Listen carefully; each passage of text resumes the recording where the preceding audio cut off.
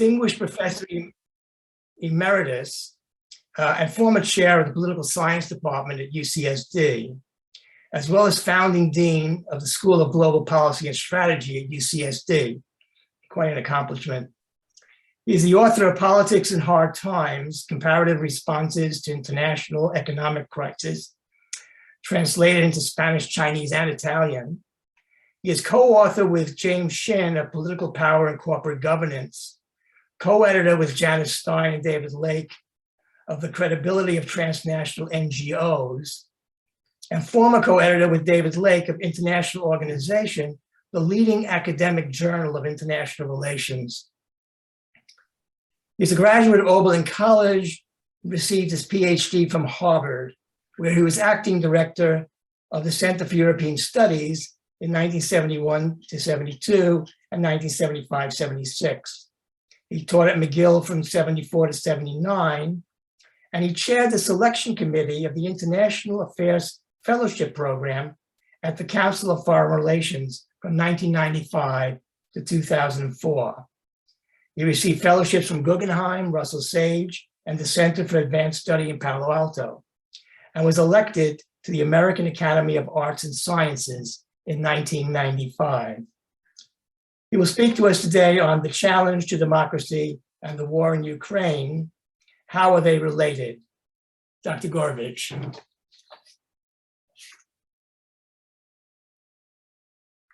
You have to unmute yourself.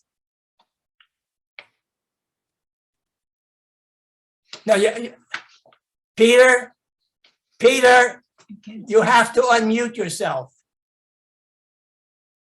You can't hear you. Oh, you're not saying. Okay, thanks very much, Alvin. I was having other problems. I'm having trouble hearing on my audio, but I can hear it. So thanks very much for that introduction, and I apologize in advance. I'm getting over a cold, which doesn't, fortunately, we're in Zoom, so that has no capacity to infect you, but it makes my voice a little bit harsh, and I will maybe sniffle a couple times, so I apologize for that in advance. So this, oh dear, this topic, I must say that this is all of these are very upsetting to me. These, the January 6, 2021 is the date of the storming of the US Capitol. February 24th is the date of the Russian invasion of Ukraine. These are incredibly upsetting events, and I must say that at my age, I did not ever think that I would live to see either of those happen. I think even less the former than the latter, because I was used to studying the latter, but there had never been in American history anything like the former. So I'd like to talk a little bit about how they interact and they interconnect. My background, I'm only putting this on so that my background is in the study of international relations, comparative politics, in how these two things interact. It's exactly intellectually what's strange is intellectually the interaction of these two things is very fascinating. That's what I study. But sometimes, you know, things are just too close to home. They're too emotionally charged. The politics, the morality, the idealistic interests are too powerful for one to stick with just what's intellectually interesting. The other dimension for me that makes this also very interesting is my personal background. My mother was born in Odessa. My father was born in what is now called Dnipro. What was when he was born Yekaterinoslav. My maternal grandfather was born in, comes from Odessa on one side, and then my grandmother was born near near Kishinev is how I always pronounce it, which is now in Moldavia, and I was then in Bessarabia. Paternal grandfather comes from Belarusia. Maternal grandmother comes from Kharkiv. So how come I was born in New York in 1943? That is a topic of another very long question on which I have written a book, but that's another topic. That's not the topic that we're here for today. I mentioned all those places because those are places that, does my cursor appear on your screen? I mean, there is Odessa, there is Dnipro, there is Kharkiv. My one great-grandfather comes from up there. So this all is happening where my ancestors come from. Here are photographs you've seen in the paper of the progressing the progression of the Russian invasion, and as it advanced even farther.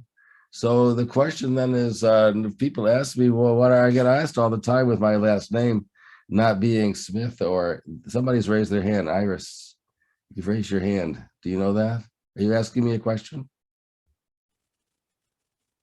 Iris Lapidus, your hand is raised. Is that a question being asked?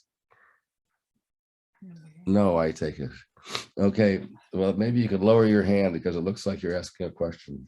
Okay, so I'm frequently asked the question that what is your name, since it's not Smith or Jones? And well, what are my grandparents? Are they Ukrainian? Are they Russian? Since it was Russia when they were born, are they Jewish? Are they socialists? Are they Americans? They were all of those things at one time or another, and all of those things have something to do with what happened to them, why they left where they were, and how they came to America and how they wound up in America. Well, I think that's very relevant to the questions that we have today. It's very relevant to understand the question of why is Putin do what he's doing, and how do we understand it, and what are we to do about it? I think it has to do with how you interpret what Putin's after. Is he a nationalist, an authoritarian? Is he articulating identity or interest? Is he, one way to think about it, is he more worried about NATO or the EU? Is he more worried about Ukraine being part of NATO expansion, which is what one school of thought has been arguing, or is he more worried about EU membership of Ukraine joining the EU? Now, I myself am of the latter school. He's more worried about the EU. That there's a debate in the school about whether I would summarize it as the nationalist versus essentialist versus situationalist school about nationalism and what you think people and countries are like. In the essentialist school, you think that the features in here in a population are a people, and that's what they are. And you explain things, well, they do that because they're Russians or Ukrainians or Germans or Japanese or French or Americans or Italians. And whoever's in charge in that country will do things because that's what they are. If you're a situationist, you think that all those things, countries and people, are malleable, cultures are complex. What happens depends on who is in power and circumstances, which Russia or which Ukraine, and what political system is allowing who or what to come to power and stay in power. What's being defended? I think that applied to this, in my view, it's Putin, who the essentialist school sees him as a typical Russian. Any Russian would want to expand and create the grander days of the Russian Empire pre-1917, and that's naturally what he does. And of course, it is quite natural for him to be upset over the expansion of NATO, and that's what's going on here. But I think that if we reflect on it, why would if Putin were the leader of a democratic Russia, if Russia were democratic, would it frighten its East European neighbors? Are terribly frightened right now, all over that border. We've seen amazing things of Norway, of Finland, Sweden, all talking about joining NATO. That's quite an astonishing thing. Why is that happening? Would a democratic Russia be producing that effect? I don't think so. Conversely, would a democratic Russia be upset by a democratic Ukraine? I don't think so either. I think what upsets Putin is the thought of a country like Ukraine on his border, which is democratic, bourgeois, prosperous, and linked to the EU. It's that kind of Ukraine that upsets him. And I think that's what makes him upset. And I challenge the interpretation that some of you may have seen on the news. The news has interviewed my political science colleague Mearsheimer, who's a strong advocate of the NATO expansion point of view and the so-called real estate school, and I disagree with that quite strongly. So I don't approve this. I don't agree with this idea that it's just because we expanded NATO, all this kind of stuff has happened. I think that what agitates Putin is the thought of these different regimes growing on his border, surrounding him by democratic states that threaten his power position inside Russia, and that what he's defending is his position inside Russia. Is he a madman or mentally unstable? I've heard people say that. I don't like that as an interpretation, because it avoids it looks at the person and it doesn't look at any of the systemic issues about how did that person get into power? Why does he stay in power? Who keeps him in power? And I don't think that kind of interpretation gets us very far. It's like I'm much less interested in the United States by Trump, who I can't stand. But the interesting issues to me is not Trump, it's why do people support Trump? That's a much more interesting issue and more complicated one. So in the end, why did Putin do it? I think that it's that he perceived the West as very divided. Remember when this happened, Brexit had happened, showing the British to be divided. The new German chancellor, who seemed sort of weak, the UK prime minister seemed sort of weak. French election was coming up, which sowed a lot of divisions there. Biden seemed not very strong a personality. The Afghanistan situation happened. The Afghan withdrawal suggested the US would not be projecting power abroad. So there were a lot of policy disagreements. I think that Putin saw weakness. And if when people see power, that is something that they're tempted by weakness. So I think that Putin was tempted. What about our response? Well, I agree with those who you've heard on the news. Lots of people have said this, that everybody in the world is quite surprised at the response, that the unity of the response to Russia was quite remarkable.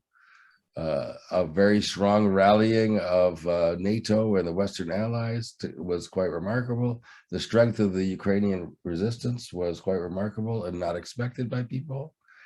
And the sanctions, all these things were done quite well and effectively. And now the question, of course, that you quite all reasonably probably ask is that enough? And I'm sure you're all asking a question to which I have no good answer, is how much more force is necessary and how will it be deployed? What we're doing is fighting a war by proxy. We're hoping that Ukraine will be able to resist the Russians by supplying them with enough material and enough economic assistance to be able to do it. Is that enough? I'm very anxious about this. I don't think it's enough. I don't see there's any evidence whatsoever that there'll be an internal split inside Russia, that the people who are going to suffer from the economic sanctions are not the people who make the decisions who stays in power. And so I don't know that they will. That's the only place it could come from. It could come from the armed forces or the very top elite. One of the things that makes this regime more troublesome to examine compared to the old Soviet regime is that this regime has no very clear power structure. The old regime had a Politburo that was in charge. The communists were more orderly. This regime is just a one-man despotism, which is not orderly and has no official procedures.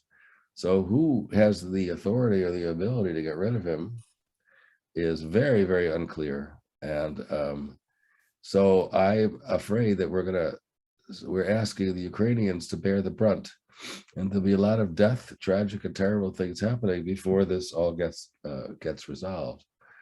And the longer the things go on, the more divisions can happen, and then cracks in the alliance can start to appear that will hurt us here, and cracks inside the United States as people keep taking pot shots at Biden, which they always will. And there'll be divisions in the alliance will start to manifest themselves. Some of you may surely have read how in Germany there is constant division about how much energy to sacrifice. So long as they say they disapprove, but they keep buying energy and paying euros for the energy that they're getting, that's not a very effective sanction. So how far are they going to go in getting these sanctions? In seriously doing that, I don't know, and I'm not very optimistic about how far they will go. So I think we're in for a very difficult long haul. So I think I'll stop there for a few moments because I'm going to shift grounds to the American situation of January 6th and what happened afterwards. And so I'm happy to take a few questions on this Ukraine situation. How do you want me to do that? Just pick on people. Well, I see a hand up I a think screen called Alan Sweedler. Yes, can you hear me okay? Can you hear me? Yeah, I can. Okay, are you concerned about escalation? But you got to speak up a little. Speak right into your mic. Are you concerned about escalation up to and including the use of nuclear weapons? Am I worried about escalation up to and including the use of nuclear weapons? Yes. Yes, That's I am what- very worried about that. I am very worried about that, and I am not very stable. There are times of the day when I think to myself, we're letting Putin intimidate us by threatening to use nuclear weapons, which he doesn't really want to do. But that's a very big gamble. We don't know that. I think that he's kind of a desperado at this. I kind of buy the interpretation that he's not extremely well aware of, that he lives sort of in isolation, that he was shocked by all the surprise by the degree of Ukrainian resistance, and I think has little to lose. Again, unlike the Soviets, who had a lot to lose because they were in charge of a regime, he is not in charge of anything with an ongoing future. And so I feel very worried that this guy could do something and that an escalation could lead to the use of nuclear weapons, and that would be terrible. On the other hand, I'm very worried about the growth of Russian power in that part of the world. Will frighten all of the other countries in that part of the world, and will create an impression that the United States is not willing to use its power to stop aggression. Who was I thought Kevin next? Kevin. I have many questions, but obviously I'll try to limit. Any idea why Victoria Nuland's phone call got zero attention on US corporate mass media? And just some elaboration on that infamous Victoria Nuland phone call, which was recorded by the Russian intelligence services, and what would have been the fallout if on that recorded phone call, instead of what she said, F the EU, what would have her career path been if she had said F Israel? Thank you. Say that again. What would have been the fallout if we had done what? If on that phone call, I'm assuming you have heard it. On Syria, YouTube. is that what you're talking about? Victoria Nuland. Victoria Nuland, the famous phone call from February 2014, where she picked who should be the Ukrainian president. How come this got zero attention on US corporate media? And second part, if on that phone call, instead of saying F the EU, that's what she said, what if she had said F Israel? What would her career path have been? I don't know. It's a good speculation, and I am not sure. I don't know what the answer to that would have been. I don't know. I don't know how far back, and I don't know what the signals in these other situations. I don't know how effective they would have been. I think that the only thing that would have been effective in this situation would have been the sending of more forces to the Black Sea earlier. That to have taken the Ukrainian situation as the Ukrainian situation, I have a sense that people didn't take seriously. I would probably regard myself, I mean, it's easy to be a Monday morning quarterback, but I would regard myself as amongst them that, how did you feel about the Ukrainian situation and all this? I didn't take Crimea itself very seriously. Or I didn't take Crimea or the Eastern Donbass extremely seriously. I sort of bought in a way that, okay, well, so there's a big issue, make a deal, let him have those, leave him alone. What I did not appreciate was the extent to which he would go and use that as then a justification. He isn't being stopped there, he can keep going. And so that is I think if there's a precedent, an action of precedence, it lies with that. It lies in not having done anything about those. I'm not sure that any of the other And now, I'm not sure that our behavior in, Obama's failure to act on the line in the sand in Syria, or getting out of Afghanistan, or any of those things would have made such a very big difference. But I do think that our silence in Crimea and and the Eastern Donbass region conveys a signal that Ukraine is not very important to the West, and we've done nothing to convey the attitude that we now take, that these are very important, that it would upset the West a great deal if these fell under Russian control. I think the next person I saw was Joel, and then Faye, and then Lisa Turn. Thanks, Peter. So I haven't heard much about the Speak into your divisions. microphone, because for some reason my machine is being very difficult. Go right into wherever your mic is and speak into that. I haven't heard very much about the divisions within Ukraine itself. Between the Ukraine and who? The divisions within Ukraine in terms Divisions of within Ukraine, yeah. yes, the history of this. Yeah. And having visited there a few years ago, there were comments about the Ukrainians not liking the Cossacks who were still there. And how does this play out in the current conflict? Well, I think that's that's a very profoundly important question.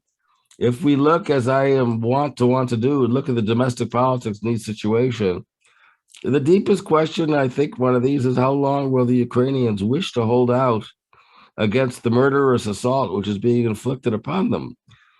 How long can you stand to see Mariupol, smash into smithereens, as we see something that resembles Stalingrad in 1942-43?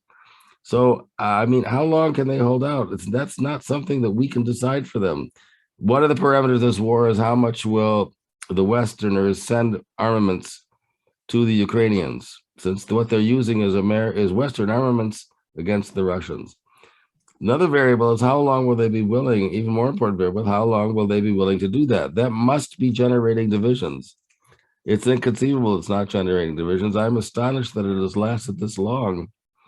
I'm amazed at Zelensky has somehow managed to rally people and mobilize them and get their support and get them to do things and appear to have a unified force. How long can that continue as destruction rails down upon them? I really do not know the answer to that. And I don't know to what extent that they, there seems to be a very strong nationalism. I think that what we're witnessing is we're witnessing the creation of a nationalism. We're witnessing the creation of a culture. It's interesting because when I know people, and I've asked people in the past, what is Ukraine? I have not heard very clearly articulated statements about what is Ukraine and who is there and what are these people. And I think that what's happening is you've been getting, since I think their Maidan, the developments, the Orange Revolution, the invasion of Crimea, you've been getting a bunch of developments which are happening, which are changing the meaning to Ukrainians of what it means to be a Ukrainian. And in the country, this is changing. And so what they are willing to stand for, what they're willing to experience as massive destruction and suffering, they themselves may not know, and that it's changing. It's a process that we're observing.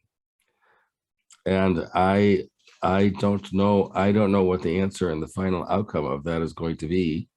But certainly who are the people? I've asked a lot of friends or people who know more than I do. I mean, even though my family comes from there, I have no relatives there. Zero, as far as I know. Any relatives I have who stayed behind would have been killed during the Holocaust, or they would have left. And a fair number of relatives, the ones that they did leave, but they went to places like Moscow and Petersburg, in which they either emigrated like me or they went to the East during the war, and then they came back to the West. And an interesting thing is such relatives I have on my father's side of the family as I have met, none of them have my last name. All of them changed their last names during the Soviet period because it was too dangerous to have my last name. My last name was a threatening last name to have if you lived in the Soviet Union. Why is that? Not because my ancestors were remarkably, profoundly, famously threatening political figure, is that in Russia, my last name is very noticeably a Jewish last name. In Ukraine, it is very noticeably a Jewish last name. So if you had that name in the 50s and 60s, you changed it. Many people changed it, and they did. So I have no insight as to what it is to be a Ukrainian Gurevich, which is how it will be pronounced there. I don't know what, I mean, my name the origin of my name is Horowitz. It is the Russian version of Horowitz because Russian language has no H and turns a G into a H. And except that I've noticed that I've been seeing a lot more Ukrainian. The Gs are then converted back a pronunciation into Hs, or you see a H, you see an H for the name Sergei, but you know it's Sergei, even though it's written with an H. I'm sorry, that's a diversion that we professors want to do sometimes.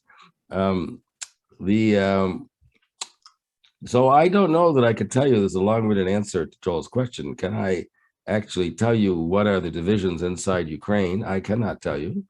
I can imagine something of the states of mind. The question I've asked many people that I know is, what in the world does Putin mean when he talks about Nazis in Ukraine? I have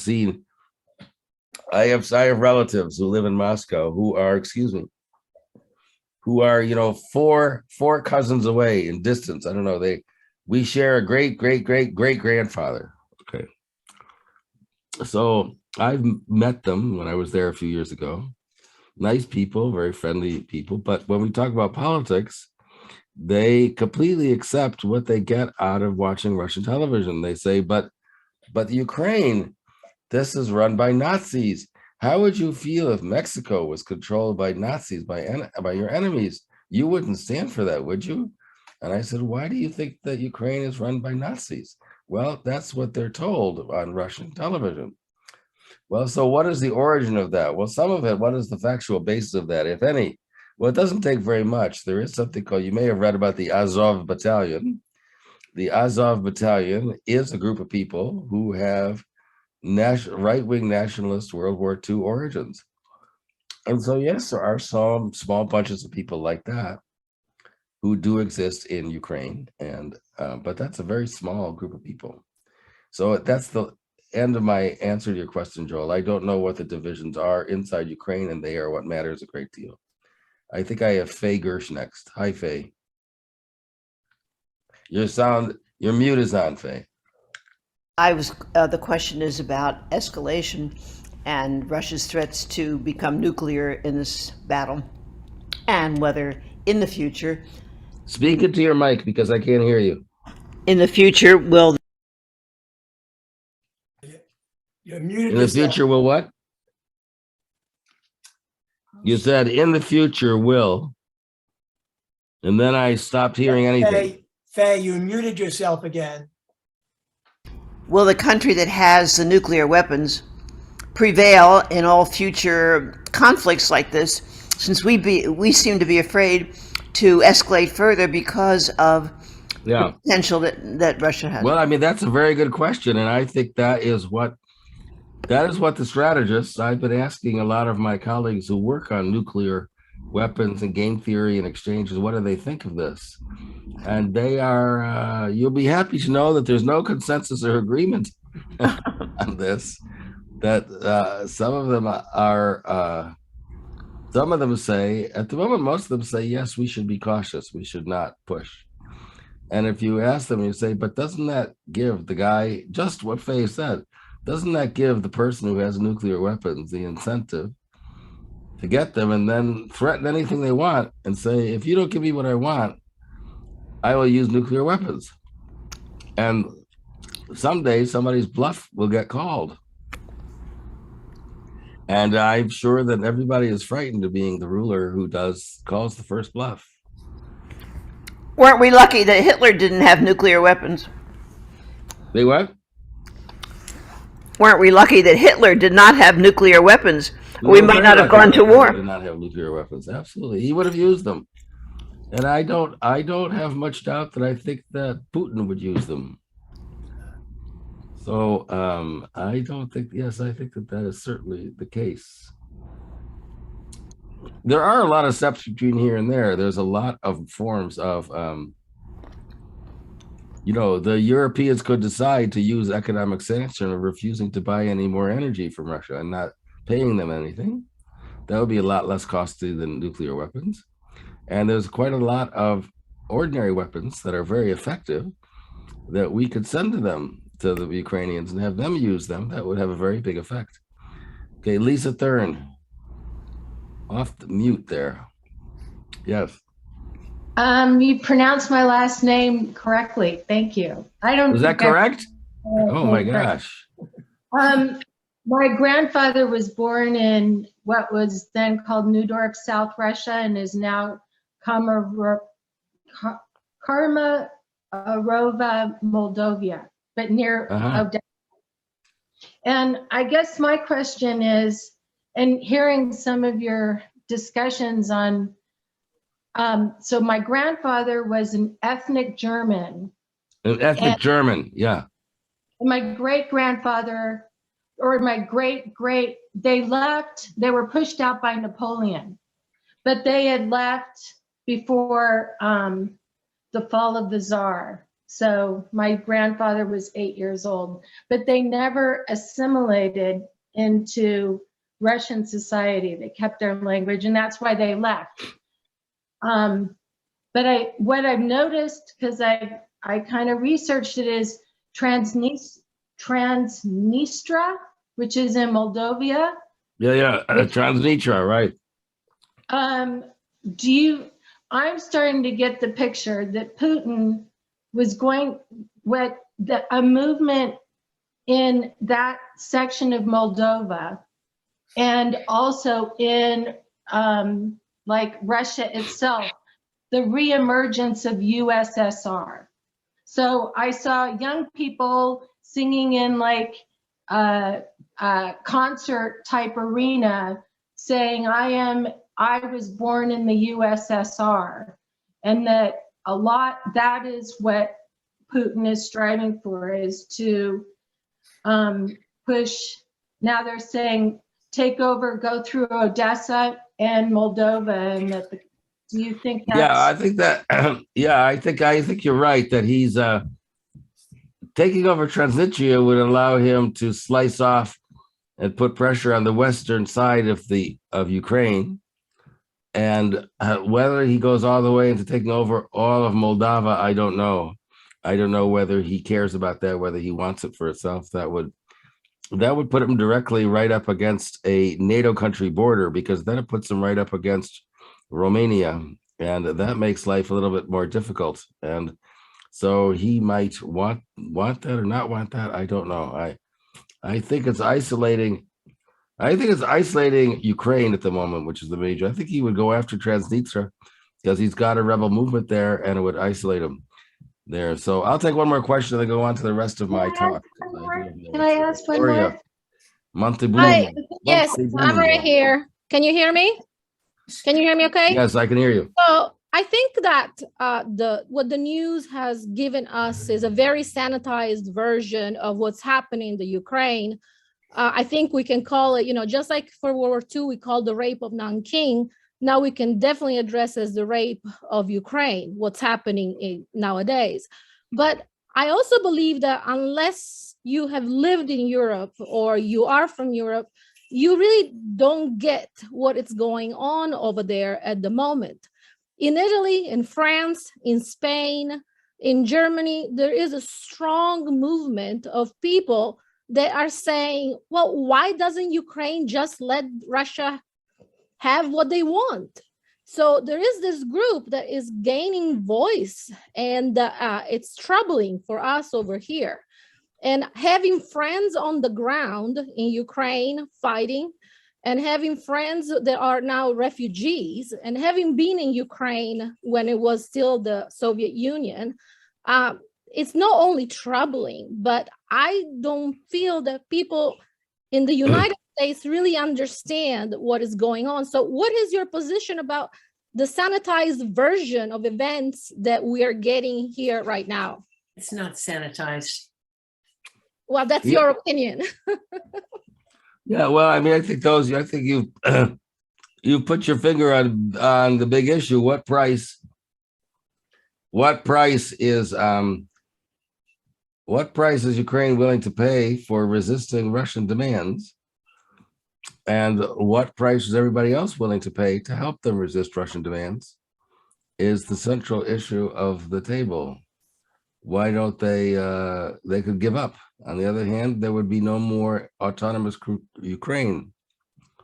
There would be no, one has read some pretty scary stories about what Putin would do, would be to go in and control the educational system and forbid the teaching of Ukrainian and all national ideals. I can imagine a lot of people wouldn't be very happy about that.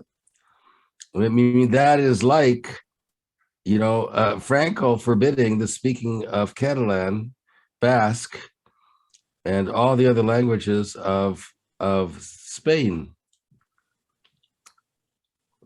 So, and there would be a whole lot of other things behind that. Okay, well, thanks for all those questions. That shows you how voltage this topic is. Let me move on to the other thing, the second question, the other topic that I wanted to talk about, which was the January 6th attempted coup in the United States, which, as I said earlier, was a horrific moment for, in the U.S. because I didn't believe such a thing was going to happen here, and so it shocked me that it did. And there has been an explosion. As I said earlier, there's both as citizens and as people, we're interested in this, but as academic, as a professor, there's been an explosion of literature about democracy and its challenges to democracy in the US and around the world. And you know, this continues to live, as you read the paper, you see this continues to live a lot in all the battles that are going on about the voting process, legislative gerrymandering, and all those things. Franz Zimmerman, I see that you raised your hand. Is it on this or is it on the previous? Were you wanting to make a comment on the Ukraine situation? Well, I wanted to talk about rogue states taking advantage of this focus on the U.S. On rogue state what? Rogue states taking advantage of the conflict between Russia and the United States, using Ukraine as the agent. Yeah, I think I'd like to go on to this stuff, this material now. Go ahead. Going on. Okay, thanks very much, Fran.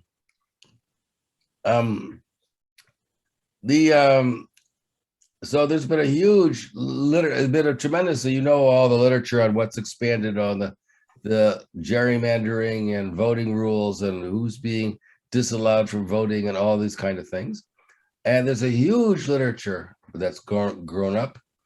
Since all of you are academics, I will just here's some of the literature. This is not all of it, but there's some of it on there. And then there's a huge literature on what's I'm going to try to show you is very closely related to that, which is literature on the rise of populism and what is that all about? Because I think that that's a very important part of the attack on democracy is connected to the rise of populism, and a literature on the understanding of that, to the extent to which it's interests versus identity and how these things interact. So let me go through some of these materials with you today, because I think that they are very fascinating and important. And I want to focus on the relation between interaction of institutions and motives. A book I want to call your particular attention to is somebody I think that some of you may have seen in various presentations that she's made. She's one of our colleagues here at UCSD, Barbara Walter, and her book on how civil wars start, which I really like a lot as a book. I'll tell you why I like it. It's because it's comparative. Most books, many of the treatments that you get on challenge of democracy only look at one country or only look at the United States. And those things, they make it very difficult or only in a particular period, they make it very difficult to have a discussion because you don't know how to compare it. You don't know how to judge it in dynamic terms, both either historically or compared to other countries. And she, I think, does a very fine, she's been part of an international task force, the Political Instability Task Force, which has been measuring countries for quite some number of years on a variety of indicators. And they set all the indicators presumably independently of the countries.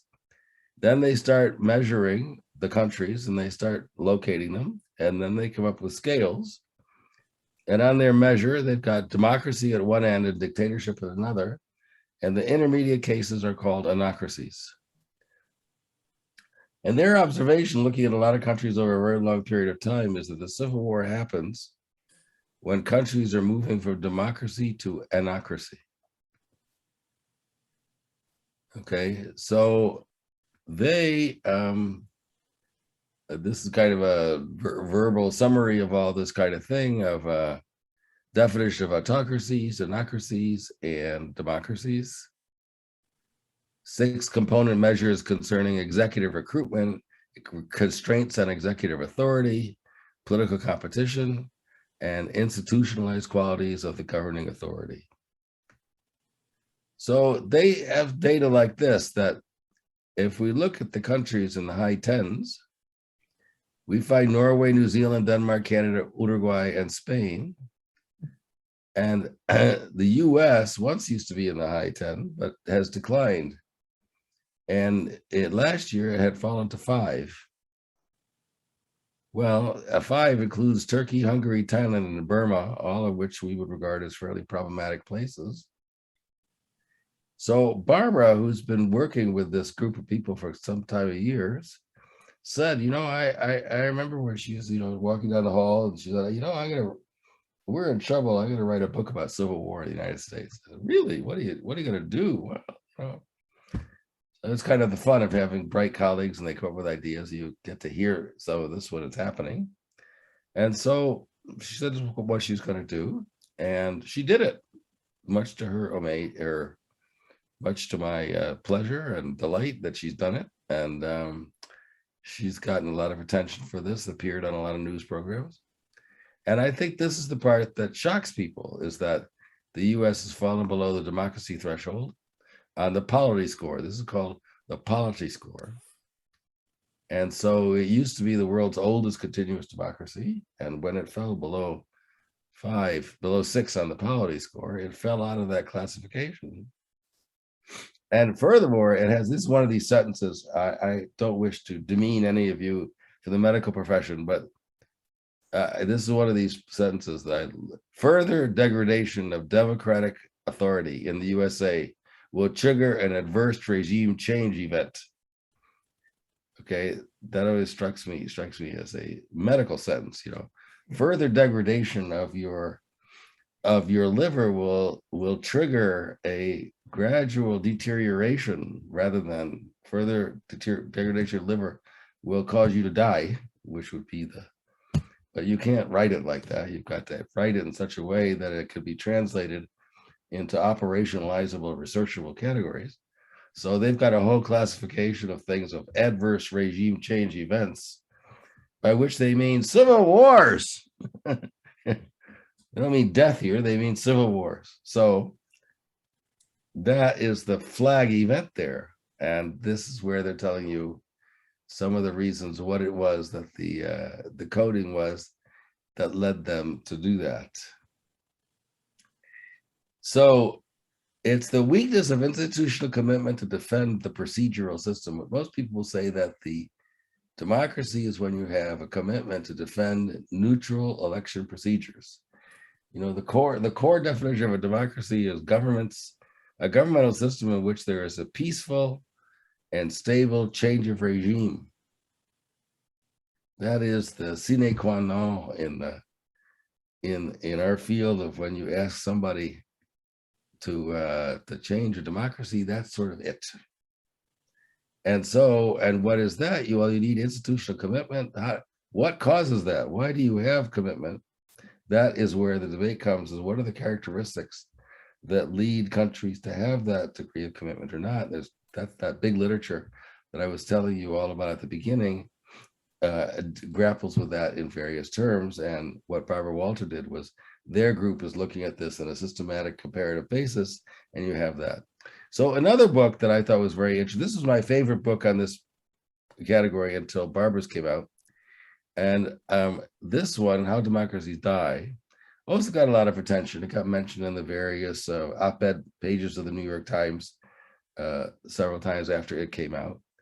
And it said that it talked about guardrails, that leaders don't defend the guardrails, the unwritten rules, the respecting the principles that make the system work, the mutual toleration and institutional forbearance that make the system fall apart. And then they go through quite a lot of case studies of US, Germany, Spain, Argentina, and all these places where it didn't work, places where it did. And when I read this book, I thought it was a wonderful book, but I started to get upset about one aspect of the book, which is that it struck me as they never did actually describe what was the cause of not defending the guardrails. And so I thought, this is tautological. This is not an explanation. This is, you're saying, well, the system breaks down.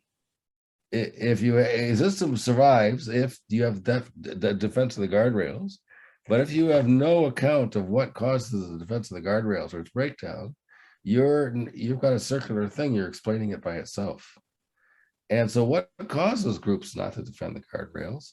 I didn't think that was present, and I didn't think it was very clear in Walter's book, but I thought it was clearer, so I'm going to come back to that in a minute. What happens is when you read this book by Levitsky and Ziblatt, and there are terrific cases. They go through some terrific case studies in addition to these more conceptual things. And as you read the case studies, and each time you read the case studies, you see what was happening. You see what was happening. There was a major group, a major bunch of people in society, major elites were very frightened of agitation by some groups in their society they didn't like. And so in order to prevent those people from getting power, they were willing to sacrifice democracy in order to stop these people from getting more power. They gave power to the other side. They gave power to the right wingers who were willing to break democracy in order to break down their opponents.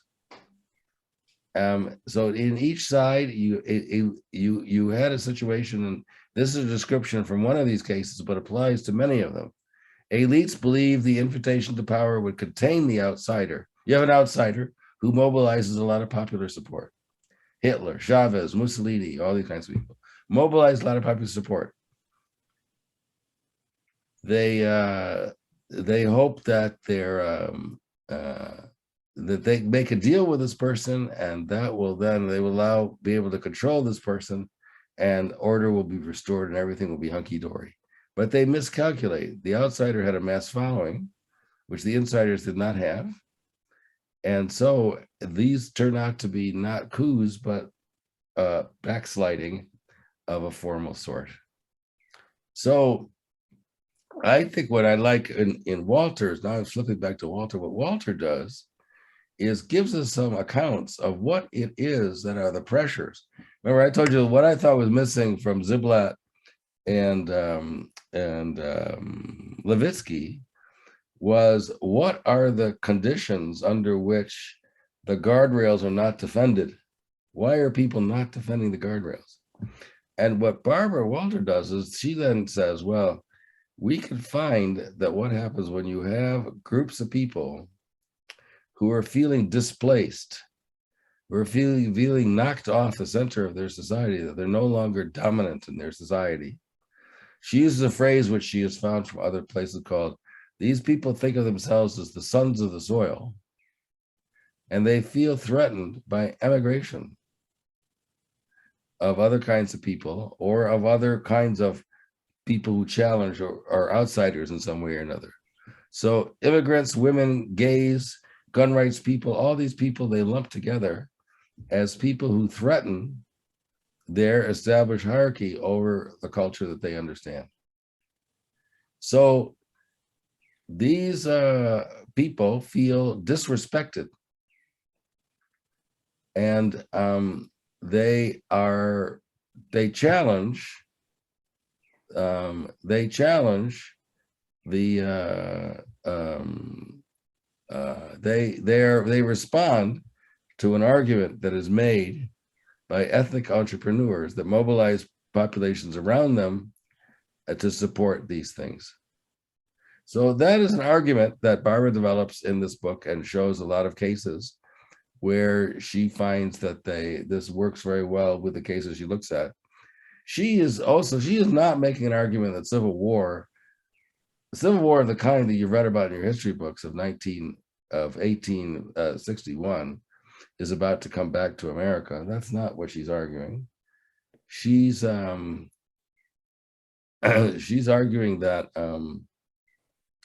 there's a whole lot of other events of things like violent incidents, like the capturing of the governor of Michigan, or that demonstration at the University of Virginia, or civil disobedience, people like refusing to pay taxes, or the controversies that we have over whether to wear a mask, or the public health avoidance of the vaccine, or the attacks on elections. The things of this kind are going on, and that this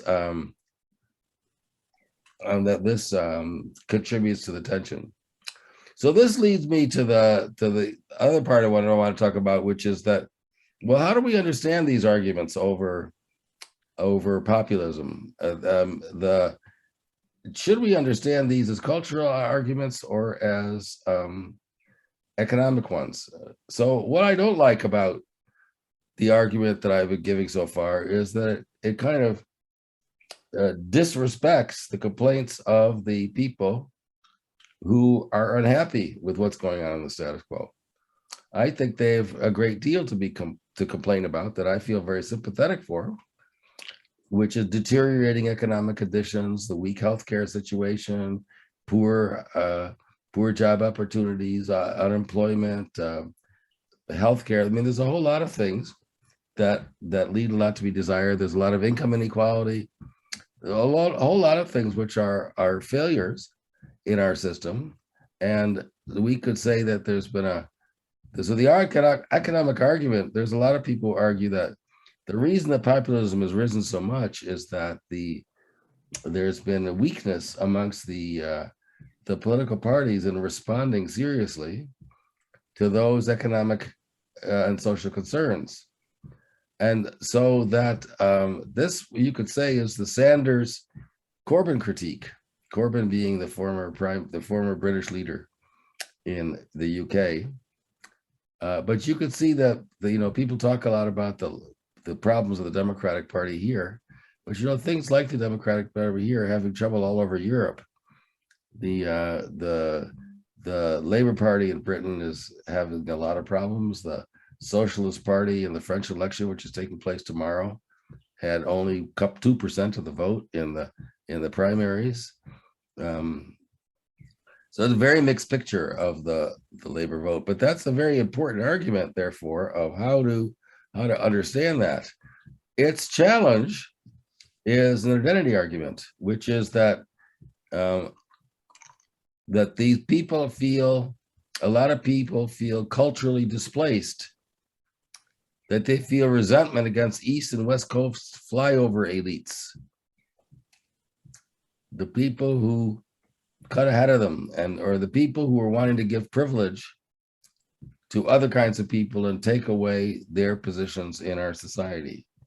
So in that case, it could be seen as a rebellion against affirmative action and the helping of one minority group over another minority group. Well, there's a big literature on this, and there's a lot of papers. I referred to some of them in there. I wrote a paper when I looked at some of these things, and I referred to others. I don't have time to go over them, but it is I would say the problem about all this is that it's not so easily an either or. It's not either an economic argument or an identity argument. It's under what circumstances to your identity, under what economic circumstances will your identity argument come to the fore? When will you start seeing, under what conditions do people start triggering their identity concerns in relationship to their economic concerns? If you did a study of, you said the stronger the welfare state, compared countries by how strong their welfare states are, by how strong the populist vote was, you would find that it's not as strong as that argument might imply. You see what I mean? The economic argument would say, if you had a strong welfare state, people wouldn't respond as much to these identity arguments. And that works to some degree, but not as much as a strong version of that argument would expect you to.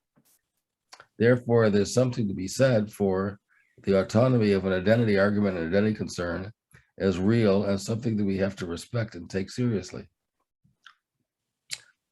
So I think that is the battle, that is the argument that is taking place these days in our society, that is amongst the political leaderships as they argue over what is the right solution and what position to present politically to the electorate and how to position themselves as society. What can you do about it? Well, I am a advocate of local action.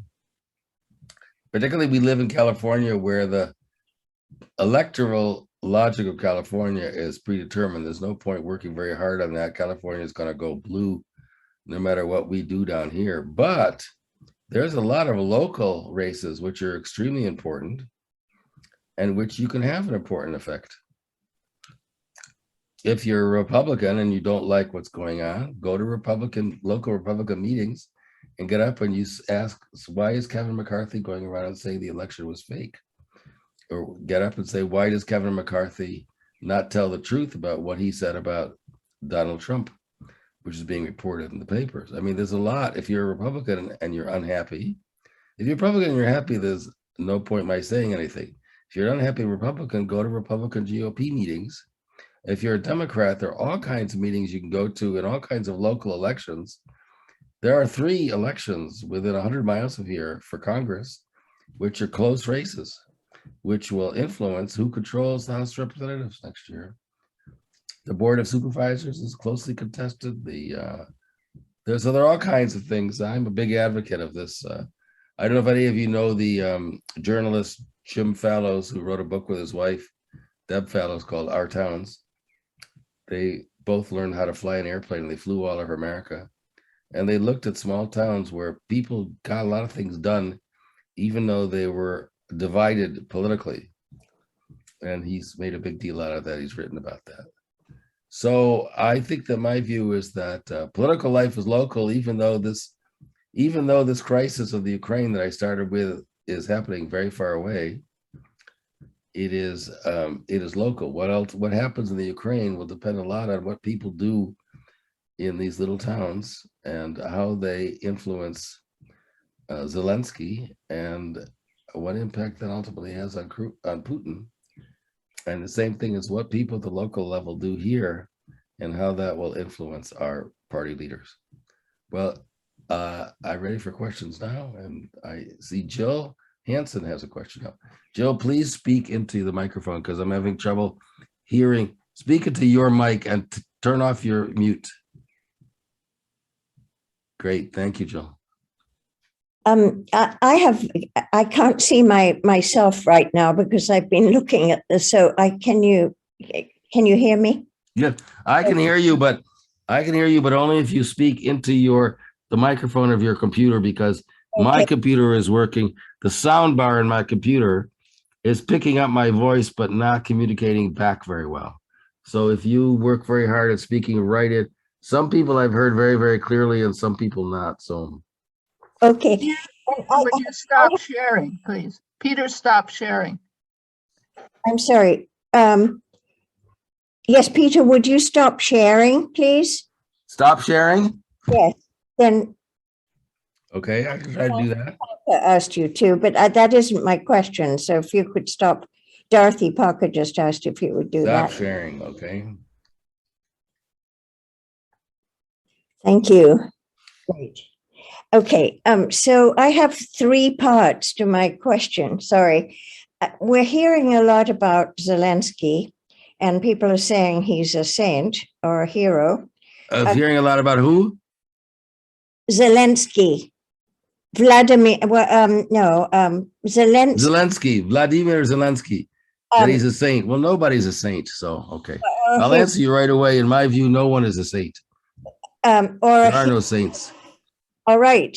So, but they're also saying he's a hero. So, do you think he is? That's one question. What more could the U.S. do to help the Ukraine without triggering a nuclear war, without the potential to trigger it? There are no certainties, I know, but what else could we do when he's crying for more?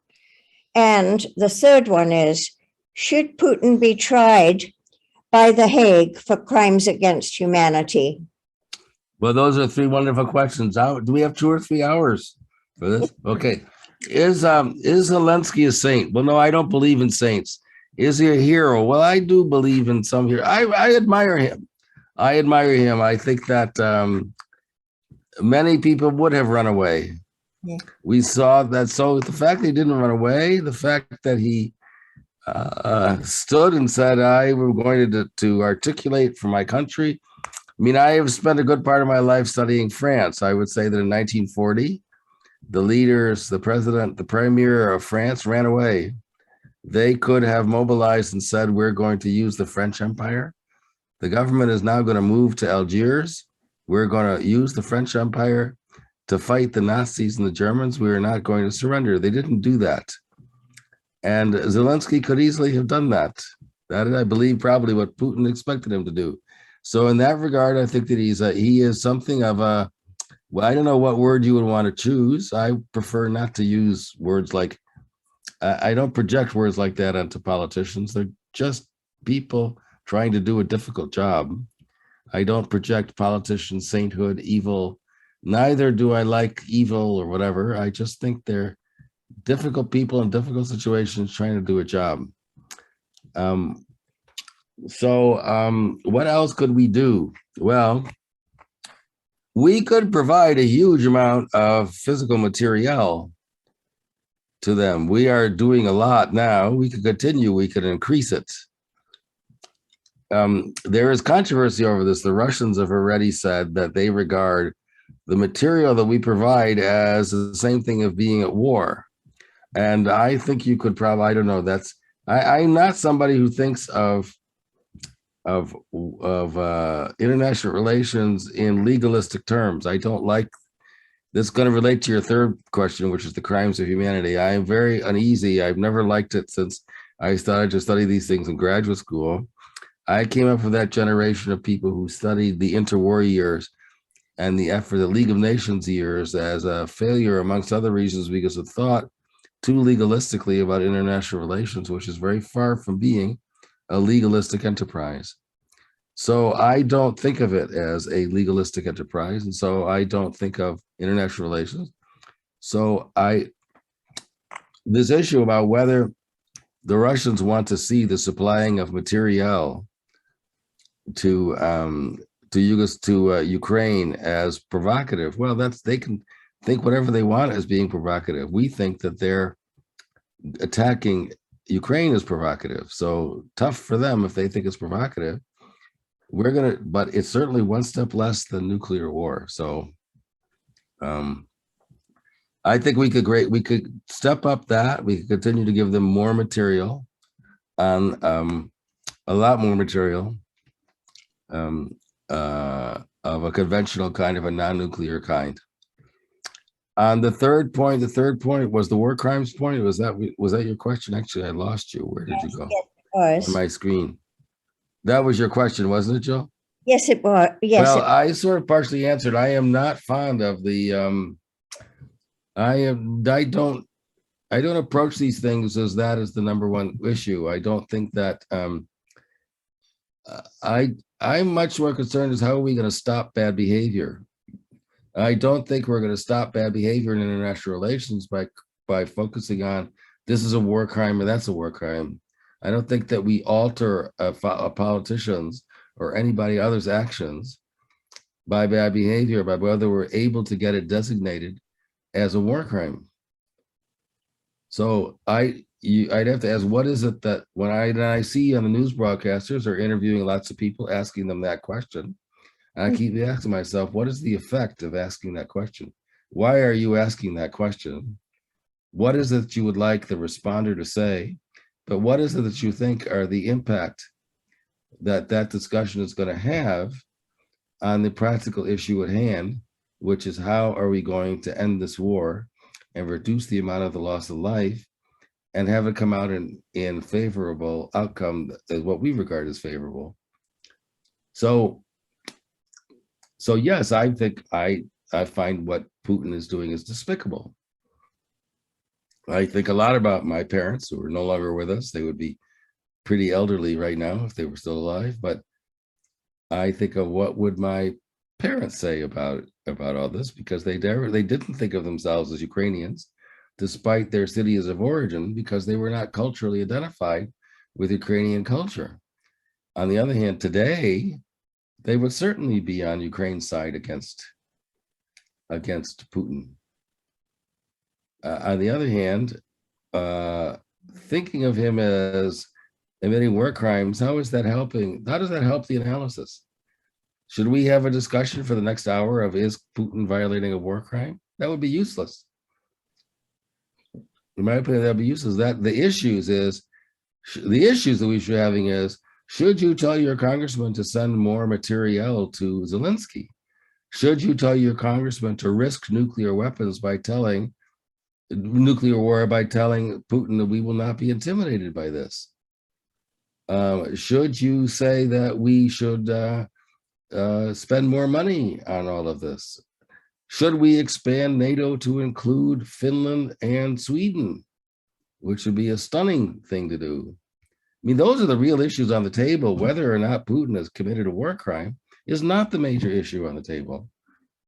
And so it bothers me when I see our news broadcasters spending so much time on it. On the other hand, it's not, if I contradict myself, on the other hand, it is not irrelevant to how you might answer the previous questions. Well, Some people will answer the question about whether we should give more material to Zelensky on how serious a war crime they see it. So it's not irrelevant. Jill, what were you going to say? yes, I will just say I haven't heard anybody on the TV suggesting that he be referred for war crimes. I have not heard that, but what I have heard is Mitch McConnell talking about Trump and saying, if this doesn't qualify for impeachment, I don't know what does. And I wondered if the same thing applied to Putin. If this is not a war crime, I wonder what is. Well, yeah. I mean, the difference in the situation is that we are a functioning political order where the notion of law is relevant. Okay, so the procedures of what's an impeachment in a situation of relative law is effective and reasonable. The trouble in the international context is that we have no international institutions which will effectively govern what goes on there. The UN doesn't function effectively enough as such an institution. So the comparison is not, in my view, it's a comparison that doesn't work as well. So, Lisa has her hand up. Lisa, you have your hand up, but is that from last time or is that a new time? You're in mute. So the second half. Speak to your microphone. Oh, the second half on your presentation on the guardrails of democracy. I can't hear you at all, Lisa. I'm sorry. Okay. I asked myself over and over, and I heard the question asked, what is going on with the Republican Party, the GOP, and what is Trump's hold or power over the Republicans in the Senate? What is going with politicians and their what? the power of Trump and the current status of the Republican Party, given what you've just explained, what explanation can you have for the Republican Party, the McConnells? Right. Well, I mean, I think the power lies in the American primary system. The American primary system means that's why I said the smartest thing that most of us could do would be to switch our registration to Republican and go vote in Republican primaries. And I see Fran Zimmerman laughing at me when I say that. So Never how about it, happened. Fran? Should we lead a campaign where we lead a group of everybody here to change their registration? Because what's going on is that Republican politicians are terrified that somebody will run against them in a primary who's more to the right than they are. Trump will endorse that person and they'll lose. So that's why they're doing this. That's the only reason that they're doing this. The first time that somebody can run in the middle and say, I'm an anti-Trumper and beat one of them, this will go away. But until that happens, it won't go away. Thank you. So it does not, I mean, unfortunately, you know, I read these papers, I read these articles that make me mildly sick, but I understand what they're based on is, why is there no hero? I just read one today, I can't remember why. Does no man of principle stand up in the Republican Party and lead an effort to get rid of this terrible, terrible, you know, Trump? Well, how long, and I want to say to this person, how long have you had this job of a news reporter? You know where you don't know the answer to that? Go back to school or get a different job. Miriam's hand is up. Okay. Miriam Kastner. Yeah. Can you hear me? Can you hear What? me? Can you hear me? I can hear you quite well, yes. Okay. Two questions. One about the Ukraine. The things that worries me is we can provide them with a lot of material, but they have a limited number of people. And Putin can bring in as many people as he wants from Chechnya and other places. And if they are killed, he doesn't care about it. So, I mean, the Ukraine has a limited number of people to fight. No, I'm sorry, I didn't hear that question very well. Speak closer to your mic. Okay. Can you hear me Better. now? Okay. I say that in Ukraine, they have a limited number of people to fight and die. And Putin has as many people that he can sacrifice. He doesn't care about it. He can bring people from Chechnya and other places. So it doesn't matter how much material we can give to Ukraine. How long can they hold out? They have only a certain number of people. Okay, I'm sorry I didn't hear that. Give me your second question. Her question was, Ukraine has fewer people to fight than Russia. How long can Ukraine hold out? Well, that one I heard very well. How long can Ukraine hold out? And I don't know how long Ukraine can hold out. I really don't know. You know, the stories that I read, you know, I'm not really very much more informed than any of you are. Maybe I am more obsessive and then I read more stories. That's possible. But I'm amazed at how long they have held out. I'm amazed that it has gone on for as long as it has. I'm astonished when Jill said, is Zelensky a hero or not? I mean, he's sort of a hero in that he's shown more resolve and more commitment and mobilized his population more effectively. He's a terrific communicator. I can't think of anybody around the world who smells the ability to command the attention. He addresses the parliament of the United States, the UK, the UN, he just says, hey, I want to speak to your parliament, and bingo. Imagine politicians would die at being able to do that. So he does it. By the way, something very fascinating is if on Netflix, they are showing, the TV program that he ran that made him famous has now been translated, now has subtitles and is being run on Netflix. It's called Servant of the People. And it is very charming. It is actually very funny. And you realize, I watched it. It's in Russian language, which is also interesting. When he made it in Russian language on Ukrainian television, but aimed at his Russian-speaking audience. Although almost everybody in Ukraine and Russia speaks both of them easily. But he made it, and you see how he prepared himself to be president of the country, because it talks a lot about the things that he had to do. There's constant discussion about how's he going to handle corruption. And it is quite funny. It is very witty. It's very funny. It's a lot of fun to watch. And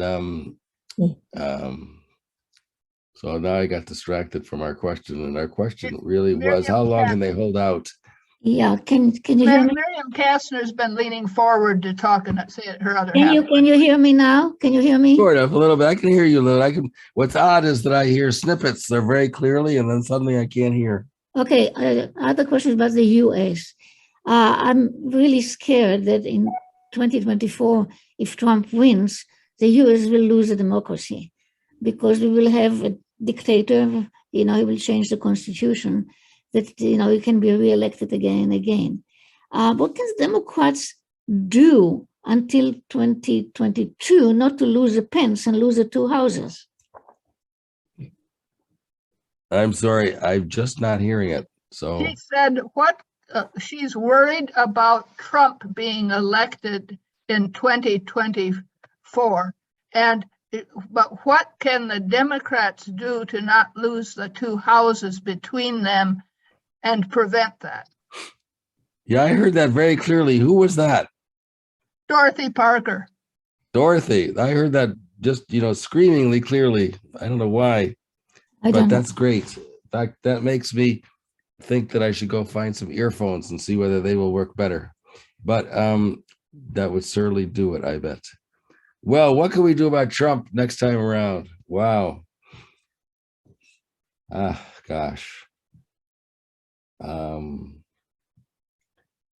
I know the clash of interpretations of that one. My younger son is a public opinion pollster and sort of a moderate Democrat. He works for the Democrats. And my older son is a professor of political philosophy at Brown, and he's sort of a more left-wing Democrat. And they don't agree. The older son is a Sandersite who believes that the Democrats are losing ground because they don't clearly articulate a substantive platform.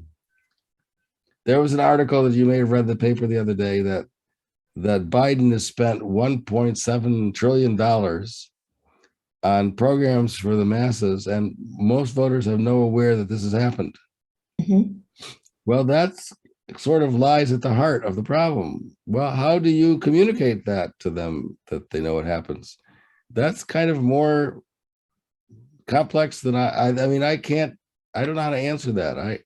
I sort of have this feeling what you hire is a good Hollywood scriptwriter, and you make a movie which shows that some simple guy, created a food truck, and he went around, and with his food truck, he met people who were poor, and he got them to understand that this is a way that you could get a government program and would help you out. That's the way you communicate. And this movie is very successful.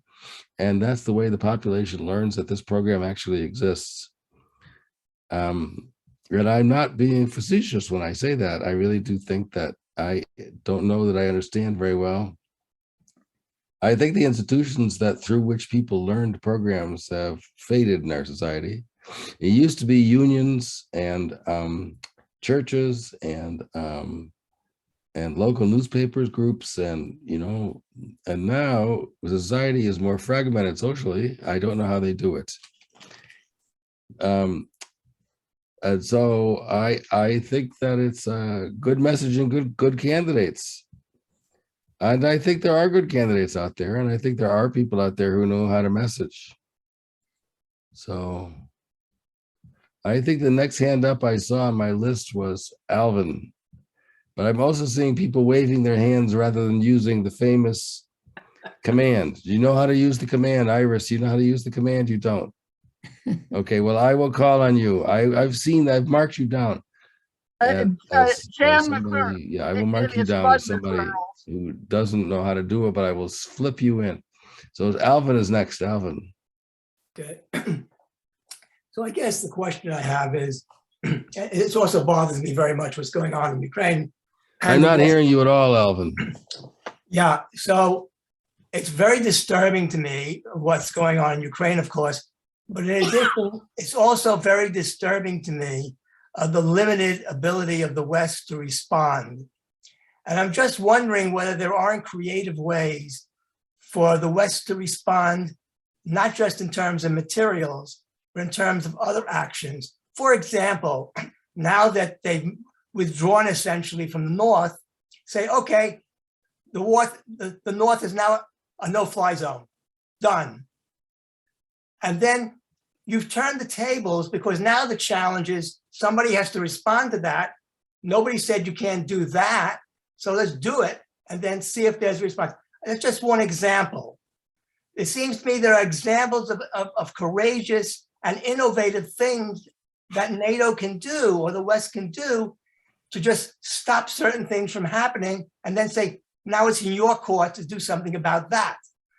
What do you think of that? Yeah, what would that fly zone do? What would you do with that fly zone? And well, the idea is you create facts by declaring a fact, and then you enforce it.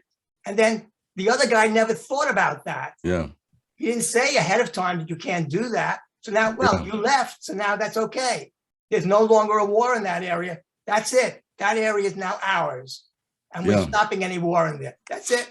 Interesting idea. Interesting idea. Okay, Jill. Yeah, really quickly, I just want to clarify that I think Zelensky is a hero. And I don't think he's a saint because I don't believe in saints. But I just wanted to ask how you felt. I hope you didn't think that I don't think he's a hero. Yeah. He's a wonderful hero. And I just wanted to clarify that for you. Okay. Iris. Thank you. Iris, you're on Zoom. You're sound. Iris, sound. I think, okay, can you hear me now? Can you hear me? Okay, Yes. I just wanted to clarify and to enjoy your comment saying that we should vote Republican. I lived in a Republican town and I registered, I am a Democrat. I registered as a Republican because I knew I wanted to get the best Republican in the primary. That was the only way I could vote. Right. So make sure that you also vote in their party meetings, that you go to their party meetings and complain in your party meetings, not just at the final election, but that they have party meetings where they elect people to party councils and decide who gets to be the nominee and things like that. Are you talking about the Republicans or both? Republicans. Yeah. Okay, Donald Bamber. You're on Zoom. Hi. Okay. When the Soviet Union broke up, the Ukraine possessed many nuclear weapons, but then gave them up. Yeah. If they had kept those nuclear weapons, Putin would not have invaded. My conclusion is that any country that has nuclear weapons and gives them up is irresponsible to its own citizens. Oh my God. Your point was what? That the Ukrainians gave up the nuclear weapons at the time of the breakup of the Soviet Union, and was that a big mistake on their part? Is that what you're saying? Yeah. Is that what your question or what? My conclusion is any country that gives up nuclear weapons has been irresponsible to its own citizens. Yeah, no, I think we're headed for we're headed for a very difficult world. I fear to say that, whatever this happens to this particular conflict, the implications from things that you're pointing out are sitting in every capital and think tank all over the world. What do they all think is the advantages of having nuclear weapons? You can't afford not to have one. When you have a guy like Putin saying, I rattle my cage and you're frightened and you go home, well, then everybody thinks they have to have nuclear weapons. And then when you see that the Ukrainians signed a deal where you'll protect us without nuclear weapons, and that proved to be a non-starter, that leaves us a dangerous world. And all of these things are going on. And I assure you that they're all going on. And I assure you that there are people running scenarios in the Pentagon as of we speak on just these topics. What happens if we do run nuclear weapons? What happens if we don't? Unknown caller. They're thinking it through. Whether that means that they're going to come to the right conclusion, that's a more complicated question, but they're certainly worried about it, and they're gaming it out. One of my colleagues is actually, by accident, he had asked to do an internship there, and he's doing an internship in the Pentagon right now, just down the hall from these kinds of people. So every so often I talk to him and I ask him what's going on, and he said, well, just what you would think is going on. We're debating this and discussing this and worried about it and terribly upset and agitated.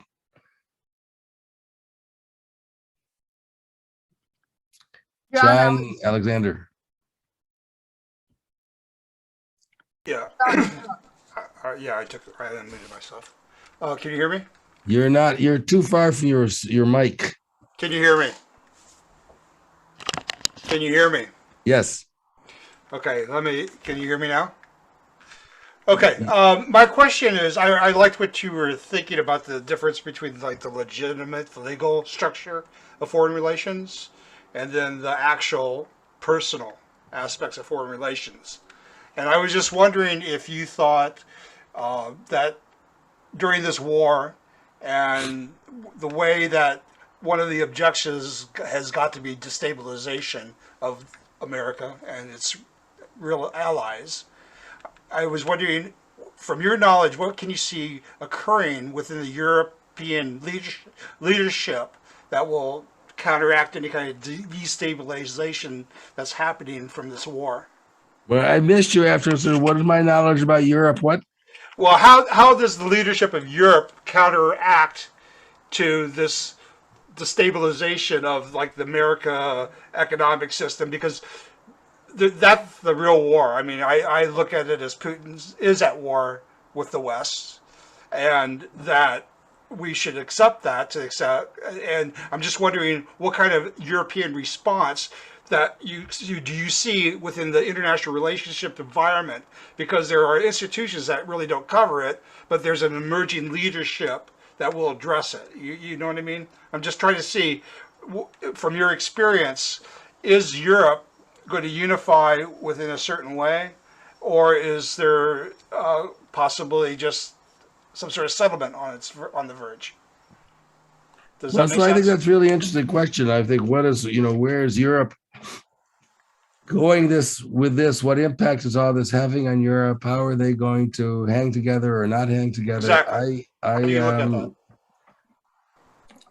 For a while we were getting a big chorus of material on how amazing it was that the Europeans were hanging together and talking to each other and all that. And I think that was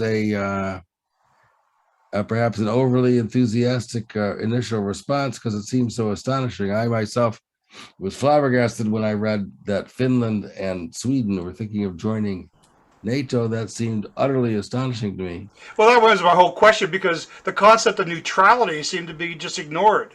How does neutrality work within an international environment when there's dominant forces competing for whatever, Yeah. Because I remember thinking to myself, well, I would like to tell Zelensky to go invite the president of Finland to Kiev and ask him for advice on how did you manage to keep the Soviets off your back for so many years. Well, the concept of neutrality is really the wise policy. I always thought the wisest policy for Ukraine over many years was to have been, we will lie low, not do things that bother the big brother bear with the bear.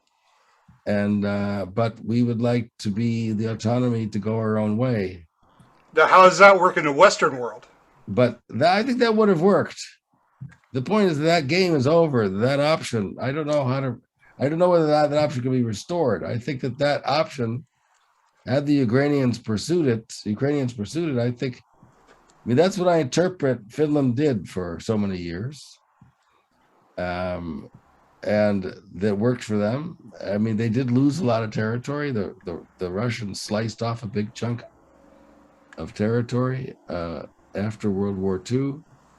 but the country was allowed, the rest of the country was allowed a certain amount of autonomy.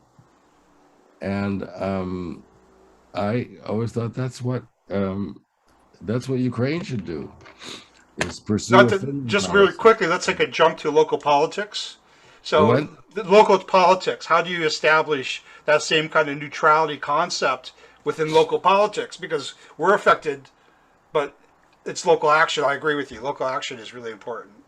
Yeah, And, I mean, the local politics of that would have been complicated, but I don't know. Again, I don't know whether I don't know. I just don't know enough about. If you're not living there, I don't know. I don't know whether he could have persuaded. I've only been to Finland once, and I noticed that many things are named after that guy who was the leader of the country at that point, and clearly they had managed to get their act together to support this person and Mr. Mannheim. And I've tried to read some histories, and it wasn't quite so simple because there were many people who didn't agree with all this, but they did it. And I think today is different, though. I think that the invasion has taken place. I mean, that's where the war crimes do matter, is that the war crimes are going to leave bitterness and hard feelings. And how do you make a deal with a country that did all this? And, what deal would you expect? What deal would be stable from people who have not followed the deal? And but those are the questions that have to be raised, have to be asked. The West may have to commit to a stronger commitment to a settlement along that part of the world, and commit farther. I mean, one of the the complexities of it all is that the kind of commitment that we're asking be made now wasn't on the cards before, because everybody would dismiss, oh, they're not going to invade. I remember that, I grew up thinking that the Munich Agreement of 1938 was a disaster. This was, any of you who don't remember the details enough, that this was the deal when the British and the French flew to Munich and met with with Hitler and Mussolini, and they forced the Czechs to sign a deal which turned over the area of the Sudetenland to Germany. And this was seen, by us after the fact, by the specialists of students studying IR, as the essence of appeasement. And this was the essence of appeasement, that the worst example of the worst possible thing to have done, you made Hitler stronger. That's the analogy that comes to anybody's mind. That by doing that, you made Hitler stronger. Because Czechoslovakia, if you looked at its position on a map, was strategically very well located. And if you wanted to keep Hitler on edge, you certainly don't let him take over Czechoslovakia. So now, 80 years later, people are looking at this and saying, well, does letting Putin get control over Yugoslavia make him stronger? Would it be harder to contain a Russia that controls Yugoslavia than one that doesn't? No, not Yugoslavia, Ukraine, than one that doesn't? And I remember I was a teaching assistant for Kissinger in the 60s, and I remember he was a strong advocate of what a disaster Munich was. But I remember him saying very clearly, because he said, well, that if they had rejected, if you had not signed the Munich Agreement and war breaks out, which it most likely would have been, remember the assumption here is that by refusing to sign with Hitler, he would back down. But the other possibility is that he could start a war. And what if war breaks out? Kissinger says, well, for the rest of history, there would have been people writing books which would have said that what a disaster it was that we didn't accept that offer that Hitler made in 1938 because we could have avoided war. And I thought he was completely correct that people don't want, in subsequent history, you see one side of what happened and you reject the other one. This didn't happen. Oh, if only we had done this, if only we had done that, why don't we do this? If only we had done that, well, the other thing would have happened. The next question is from Darlene. I'm sorry, I can't hear you. Darlene has her hand up. Yes, Darlene is next. So Darlene, please. All right. I guess can everybody see me? I guess that's the first thing I'll ask. Okay. I meant hear me. So first, two info things. People can adjust their microphone settings by the little icon that's by the mute.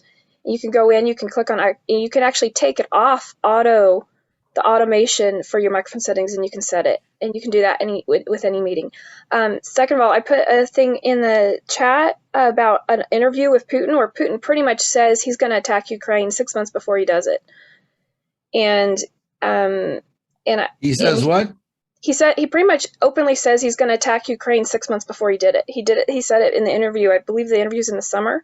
I put it in the link to the YouTube video in chat it's like a more than hour-long interview.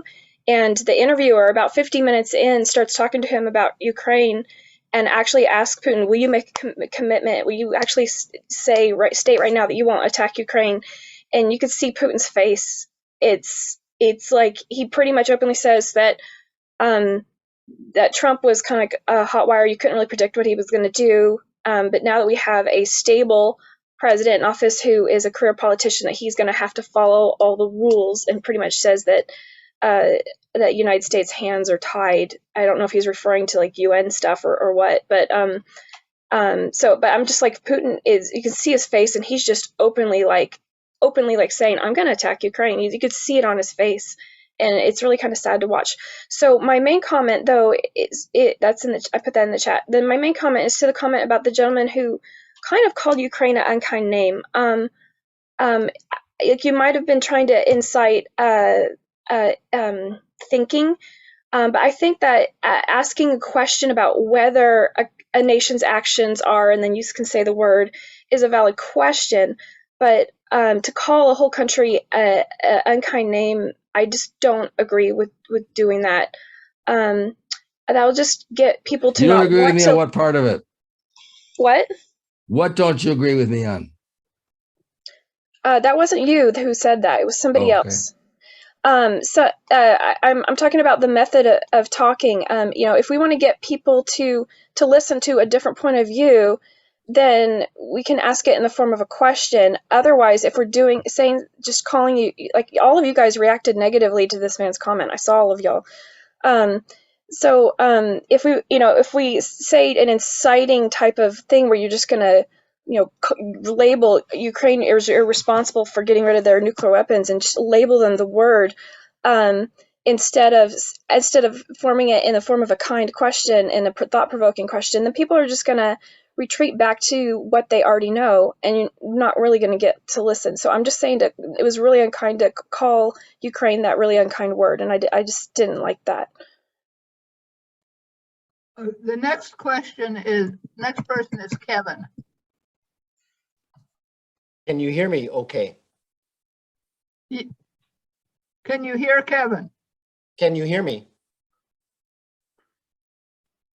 Yes. Can you hear me, Peter? Yes, I can hear you, Kevin. Okay. So the question is, how would the United States have reacted if China or Russia would have sent weapons to Canada or Mexico for so many years and meddled in their elections? Of course. What would the United States' reaction have been? No, I'm sorry, I couldn't hear it well enough. Repeat it. Or if you could repeat it, I couldn't hear it well enough. He said, what would the reaction have been if Russia had put missiles in Canada or Mexico? Oh yeah, no, we would have freaked out. There's no doubt about it. That was the Cuban Missile Crisis. There's no doubt about it. And there's no doubt about that. We would have freaked out. The next question is I mean, there's France. no doubt that we would have freaked out about it.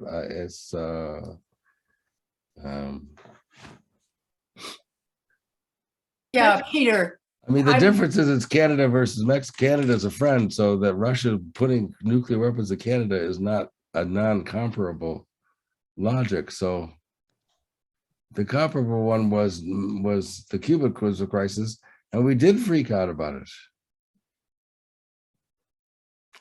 Fran. yeah, Peter, my question is that you have never addressed the fact that after the fall of the Soviet Union, there was a rush to bring capitalist enterprise to the Baltic states and to Ukraine. And how much, and that's analogous to this question that Kevin asked, if you had Russian interests in Mexico or Canada, how would we feel? How would we react? And I think that that is a very important point to be made. And I certainly do remember the Cuban Missile Crisis and how close we came to the possibility of nuclear war. And I don't think that anyone has really discussed the globalization that came out of the fall of the Soviet Union and the increase in capitalist activity in the eastern part of Europe. And how much has that contributed to the present stasis and worry that we all feel? Yeah. Yeah, it certainly does. Yeah. Did we or did we not use them as markets? Did we not engage in capitalist activity, globalization, which has been, so much has been made of and is now coming home to bite us in this extreme enterprise that we undertook after the fall of the USSR? Yeah. I mean, Yes, nobody it talks did. I about think it. that none of that It's was a handled precursor. subtly enough. Lisa's hand is up. Well, I would like to ask a different question, which is could the threat be more along the lines of a rise of nationalism in Ukraine? And let's not forget Georgia, although I know we're messing in Georgia, the nation of Georgia, Chechnya and Aleppo. And what role does the oil and gas industry have in the invasion of Ukraine? Because one thing in common with all of those points is they're choke points for natural gas and oil. I would wonder if you have an opinion on that. And it really does not matter what we do. Putin is going to decide what Putin is going to do for Russia. Am I right or am I wrong? We're overestimating our role. Maybe. Our role in what? In shaping those countries' relationship to their oil markets? Is that what you're? No, I'm saying that we are shaping Putin's response and Russia's response in the global markets, and that he is not responding to our intervening in Ukraine as much as the rise of nationalism and independence of Ukraine. Is that a good point to take? What's your opinion? Yeah, I don't know. I think that the complexity to me is that the issue is not just a matter of how the markets work. It's at the moment, in terms of sanctions, it's how much the money flows to Russia. So it's not just a matter of who sells what where and how the money flows back. It's if we're putting sanctions on Russia, we mean that we don't want any of the money to go to Russia. Well, no, what my question is Putin being motivated to control geographically points in the oil and gas industry that has nothing to do with us? It's not a reaction against us. It is motivation for Putin to build Russian empire. What do you think? I don't know. I really don't know. I don't know. I don't have a strong thought about that. I think we have been going on for nearly 2 hours. And I thank you very much. If there are no more questions, I think we'd like to thank you, Dr. Gorovich, and give you a big hand of applause. Thank you, everybody. It's been a pleasure to talk to all of you. A lot of fun. It's upsetting, but very interesting and stimulating. And thank you for all your questions. I now realize that there's a lot of interesting material on chat, so I will go read them. Do they disappear? They don't disappear, do they? They do want you to close the chat, but you can copy it. And there's Okay, two I'm ways not to gonna copy turn it. it You off can either then. hand copy it, or you can click on the three dots beside the little smiley face, and you can click Save Chat to your Zoom. But I don't know how to get it from there. So, or you can It just I'll goes to save a it with the file three that dots. So says save Zoom chat. in my There it goes. documents. I can save chat. Great. Thank you. some Zoom meetings, the settings are set so you can't save the chat. This Zoom meeting, it is set so you can save it. Where will the save chat appear, by the way? In a file called Zoom in my documents. My documents? In a Okay, file I'll look called for it in Zoom. my documents. Great. Thanks very much. Thank you, everybody. Bye-bye. Thank you. Thank you very much.